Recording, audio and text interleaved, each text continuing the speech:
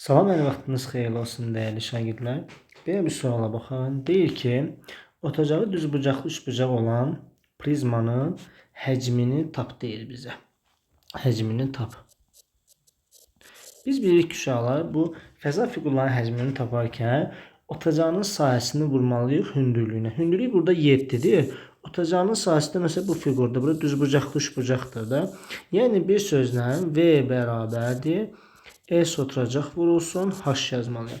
Otacaq məsələn bura 5-dirsə uşaqlar, burada 5 olmalı. Bura 8-dirsə, burada 8. Onda mən otacağının sahəsini tapmaq üçün katetlərin hansının yarısı olmalıdır. Yəni V bərabərdir 5 vur 8 bölünsün 2, bir də vurulsun 7-yə.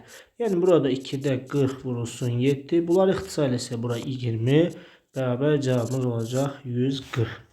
Bu tip videoların ardının gəlməsini istəyirsinizsə videonu bəyənib kanala abunə olmağı unutmayın. Sağ olun.